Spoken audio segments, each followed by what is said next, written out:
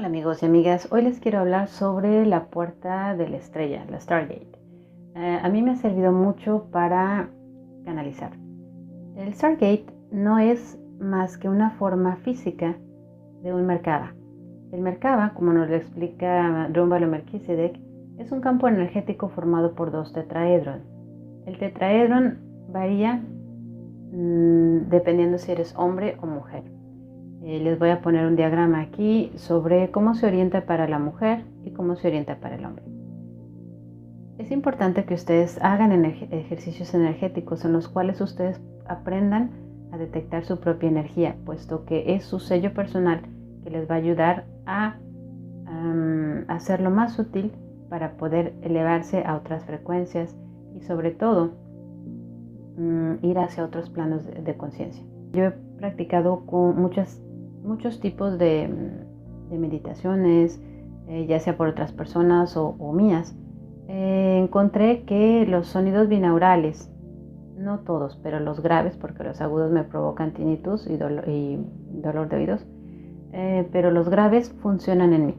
Entonces, paso 1, encuentra una música que tú sientas que es la adecuada. De preferencia busca en internet música que diga música gamma o binaurales, binaural teta, ese tipo de cosas. El didgeridoo también me ayudó mucho porque toca sonidos muy primigenios, muy graves.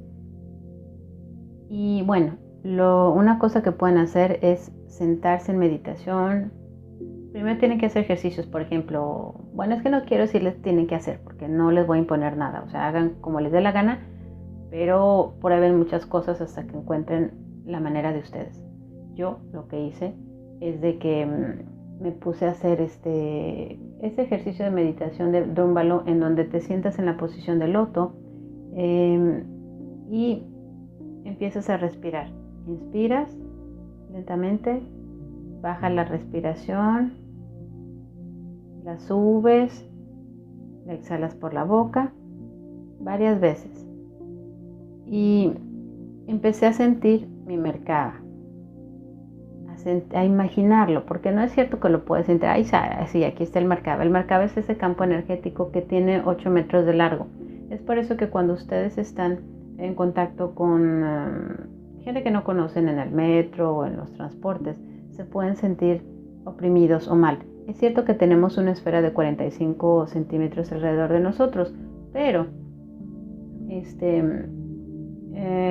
eso es algo diferente. La esfera de 45 centímetros es tu espacio personal, en donde tú aceptas a las personas o no. Pero el Merkaba es otra cosa. El Merkaba es ese campo energético de 8 metros que toca los campos energéticos de las otras personas. Es por eso que cuando hay también multitudes, puedes llegar a tu casa bien cansado o cansada, porque te trajiste la energía de gentes que no, que estaban sufriendo o enojadas o lo que sea. Entonces simplemente puedes sacudir cuando te sientas así cansado, sacude tus pies fuertes y di, no me quedo con nada que no sea mío. Y hasta te puedes así, ¿cómo se llama? Sacudir el cuerpo como si te estuvieras quitando polvo. Entonces, volviendo a la meditación del Merkaba,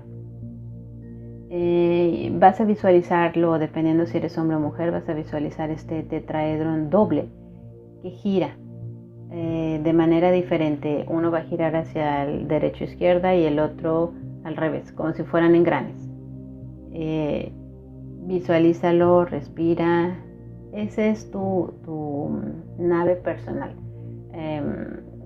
Matías de Stefano dice que cuando nosotros vemos naves extraterrestres de luz, lo que pasa es de que es el Merkaba de los pleyadianos que lo están haciendo. Sí, es cierto, muchos extraterrestres suelen viajar usando sus Merkabas, otros lo usan naves bionaturales, por así decirlo, puesto que son como entidades vivas, una especie de seres.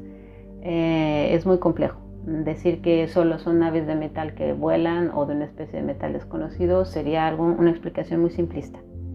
Entonces, les aconsejo que hagan ese ejercicio.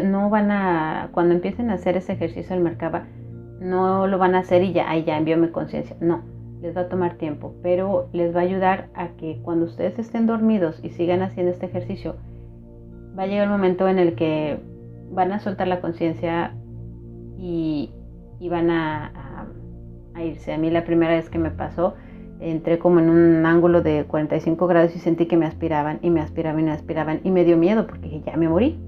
Pero la segunda vez que pasó dije, bueno, pues flojita y cooperando y vamos.